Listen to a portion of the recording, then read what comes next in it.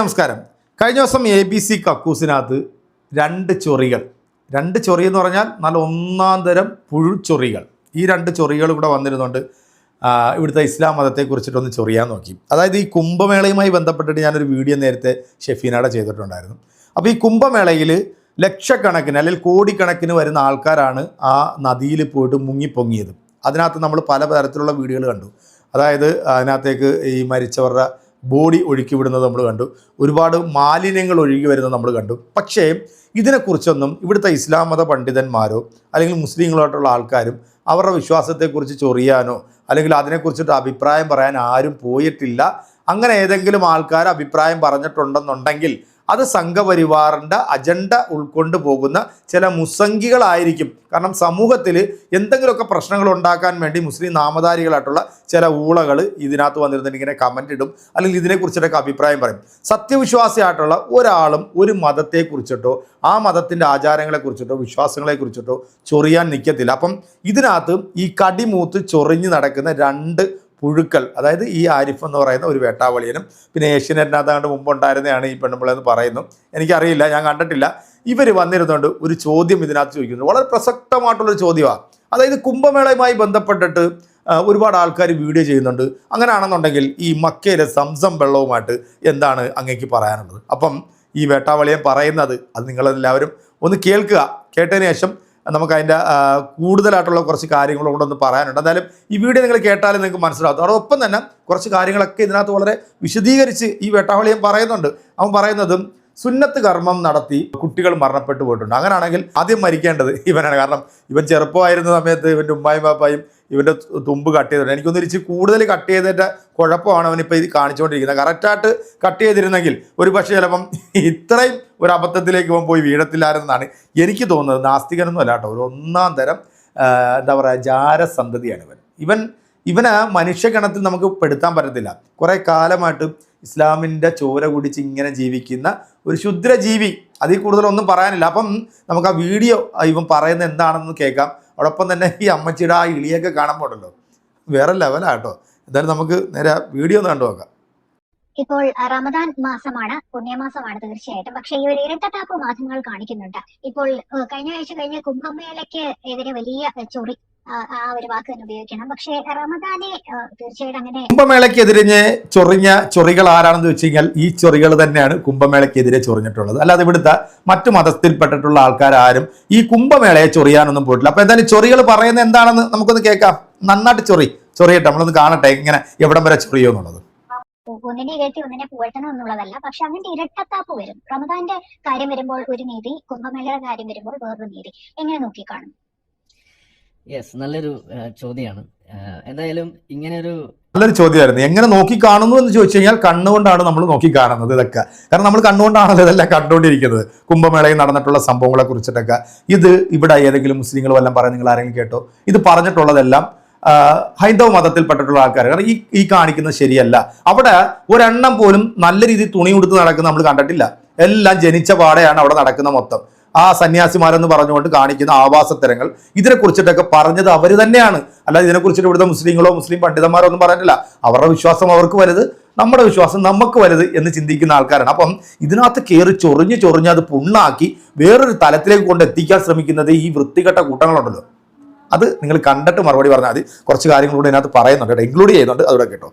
വിഷയം ഇവിടെ വരും എന്നും നമുക്കറിയാം. ഇതിന് കൂടുതൽ ഇതേപോലെ തന്നെ ചൂട് പിടിച്ച ചോദ്യങ്ങളായിട്ടും ചർച്ചയായിട്ടൊക്കെ വരാൻ സാധ്യതയുള്ള ഒരു വിഷയമാണ്. അതിപ്പോ ഈ ഒരു റമദാന്റെ വിഷയം മാത്രമല്ല, ഇപ്പൊ ഹജ്ജ് വരുന്ന സമയത്ത് അവിടെ നമ്മൾ കാണാറുണ്ട് എന്താണ് ആളുകൾ അവിടെ തടിച്ചു കൂടുന്നതിനെ കുറിച്ച്, ഇവിടെ പോകുന്നതിനെ കുറിച്ച്, ഇവിടെ ഹജ്ജ് ഹൗസിൽ നടക്കുന്ന വിരുന്നുകളെ കുറിച്ച്, അവിടെ നടക്കുന്ന വിഷയങ്ങളെ കുറിച്ച്, അതിന് സ്റ്റേറ്റ് സ്പോൺസേഡ് ആയിട്ട് അതിന് വേണ്ടിയിട്ടുള്ള കാര്യങ്ങൾ ചെയ്യുന്നത്. അതിലൊക്കെ കേരളത്തിന്റെ ഒക്കെ മന്ത്രിമാരാണെങ്കിലും വലിയ താല്പര്യം കാണിക്കുകയും അതിൽ എഫേർട്ട് എടുക്കുന്നത് അവരുടെ ഏറ്റവും മികച്ച മന്ത്രിയായിട്ട് വിലയിരുത്താൻ വരെ കാരണമാകുന്ന ഒരു സംഭവമൊക്കെ നമ്മൾ കാണുമ്പോൾ ഹജ്ജ് എന്ന് പറയുന്ന ഒരു ചടങ്ങും ആ ഒരു സമ്മേളനവും അതൊരു വലിയ സംഭവം, അത് നല്ലതും, ഇപ്പുറത്തെ വേറൊരു സംഗതി ഇപ്പുറത്ത് നടക്കുമ്പോൾ അത് വലിയ മോശമായ ഒരു സാധനമായിട്ട് ചിത്രീകരിക്കുന്നു എന്നുള്ളതാണ്. പിന്നെ അതിന് കുറെ കാരണങ്ങൾ പറയുന്നു. അവിടെ പോയി ഗംഗയിൽ മുങ്ങിക്കുളിച്ചപ്പോൾ അതിന്റെ പ്രശ്നങ്ങൾ അത് ഇതെന്നൊക്കെ പറഞ്ഞിട്ട് അങ്ങനെ പറയാനാണെന്നുണ്ടെങ്കിൽ ഈവൻ ഹജ്ജിലും പ്രശ്നമുണ്ട്. ഹജ്ജിലൊക്കെ കാലങ്ങളായിട്ട് അവിടുത്തെ ഈ എന്താണ് വിശുദ്ധ വെള്ളം എന്ന് പറഞ്ഞിട്ട് അവിടെ കൊടുക്കുന്ന സംസം വെള്ളം കുടിച്ചിട്ട് കോളർ പിടിച്ചിട്ട് മരിച്ചു പോയിട്ടുള്ള ആളുകളുണ്ട്, ലക്ഷക്കണക്കിന് ആളുകളുണ്ട്.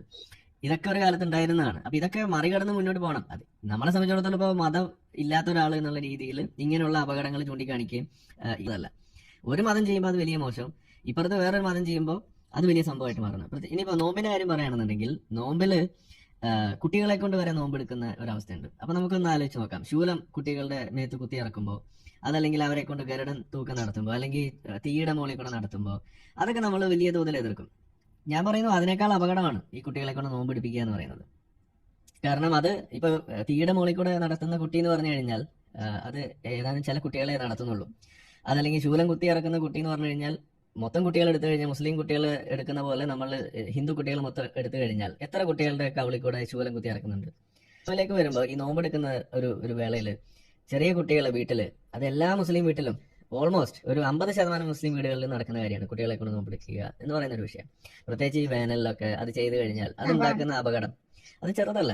അപ്പൊ അത് നമ്മൾ പറയണ്ടേ, അത് നമ്മൾ ചോദ്യം ചെയ്യണ്ടേ. കുട്ടികളെ കൊണ്ട് നോമ്പെടുപ്പിക്കുന്നത് അതൊരു ബാലപീഡനമാണ് എന്ന് പോലും കാണാൻ ഇവിടെ ആർക്കും സാധിക്കുന്നില്ല. കുട്ടികളുടെ ചേലാകർമ്മം അത് മറ്റൊരു വിഷയമാണ്. കുട്ടികൾ മരിച്ചു പോകുന്ന അവസ്ഥ വരെ ഉണ്ടായിട്ടുണ്ട്. ഇപ്പൊ ഈ ചേലാകർമ്മം നടത്തിയിട്ട് കുട്ടികൾ മരിച്ചു പോകുന്നു.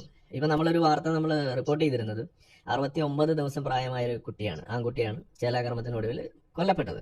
അത് കൊന്നത് എന്ന് തന്നെയാണ് നമ്മൾ പറയുന്നത്. അത് ചെയ്തത് ഡോക്ടർമാർ പോലും ഒസാം വന്ന് ചെയ്തെന്നാണ് പറയുന്നത്. അപ്പോൾ ഇതിവിടെ നടക്കുന്നു. നമ്മളെ നാട്ടിൽ ഇത് നൂറ്റാണ്ടുകൾക്ക് മുന്നേ നടന്ന കാര്യമല്ല, കഴിഞ്ഞ വർഷം നടന്ന കാര്യമായി പറയുന്നത്.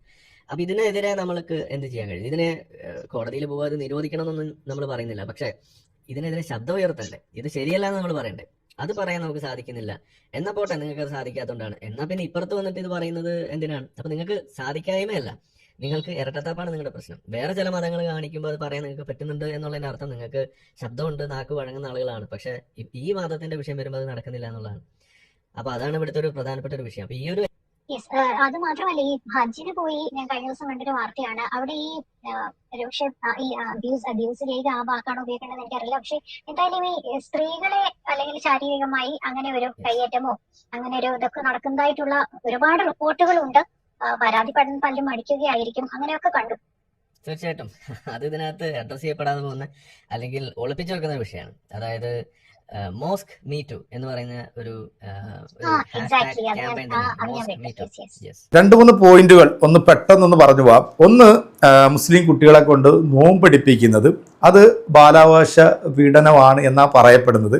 എടാ, ഇതൊക്കെ പറയാനുള്ള യോഗ്യത നിനക്കെന്താ? നീ ഒന്നാമത്തത് നീ ഇസ്ലാം അല്ല, നീ ആ മുസ്ലിം പേര് വെച്ചോണ്ടിരിക്കുന്നവനാ. നീ ആ പേര് മാറ്റിയിട്ട് വല്ല പന്നീന്നോ പട്ടീന്നോ പൂച്ചയെന്നൊക്കെ ആക്കുന്നതാണ് നിനക്ക് നല്ലത്. എന്നിട്ട് നീ വന്നിരുന്ന് പറയുകയാണെന്നുണ്ടെങ്കിൽ അതിനൊരു അന്തസ്സുണ്ടെന്ന് പറയാം. എന്നാൽ ഇനി രണ്ടാമത്തത് ചേലാകർമ്മം. ചേലാകർമ്മത്തെക്കുറിച്ച് പറയുകയാണെന്നുണ്ടെങ്കിൽ ഇവന്റെ വാപ്പായും ഉമ്മയും ചെറുപ്പത്തിലെ ഇവനെ തുമ്പ് കട്ടിയതാണ്. അപ്പോൾ അതുകൊണ്ട് ഒരു ഇച്ചിരി കൂടുതലായി, നേരത്തെ പറഞ്ഞ കൂടുതലായി പോയതുകൊണ്ടാണ് അവന്റെ ഈ ഒരു വ്യഗ്രത. പിന്നെ സംസം വെള്ളം കുടിച്ചിട്ട് ലക്ഷക്കണക്കിന് ആൾക്കാർ മരണപ്പെട്ടു. ഇതിന്റെയൊക്കെ പ്രൂഫ്, തെളിവ് മൊത്തത്തിൽ കൊണ്ടുവന്നിട്ട് നീ ഒന്ന് ഇരുന്നിട്ട് നിന്റെ അത്രയും വിവരവും പാണ്ഡിത്യവും ഒന്നും നമുക്കില്ലെങ്കിൽ നിന്നെ നേരിടാനായിട്ടുള്ള ചില വിവരവും ബുദ്ധിയും കോമൺ സെൻസ് ഒക്കെ എനിക്കുണ്ട്. ഞാൻ നീയായിട്ട് സംസാരിക്കാം. അതിനുള്ള ഒരു ആംബിയർ നിനക്കുണ്ടെന്നുണ്ടെങ്കിൽ നീ വീഡിയോ ഒക്കെ ഒരു പക്ഷെ കാണാറുണ്ടല്ലോ. പിന്നെ വന്നു. പിന്നെ അടുത്ത വളരെ പ്രധാനപ്പെട്ട ഒരു കാര്യം, ഈ സ്ത്രീകളും പുരുഷന്മാരും ഇടകലർന്ന് നിൽക്കാൻ പാടില്ല എന്ന് നമ്മുടെ AP അബൂബക്കർ മുസ്ലിയാർ ഒരു പ്രസ്താവന നടത്തിയിരുന്നു. അത് എന്തിൻ്റെ ബേസിലാണ് എന്നുള്ളത് നമ്മളൊന്ന് മനസ്സിലാക്കണം. അങ്ങനെ വരുമ്പോഴത്തേക്കാണ് നമ്മുടെ മക്കയെ കുറിച്ചിട്ട് പറയുന്നത്.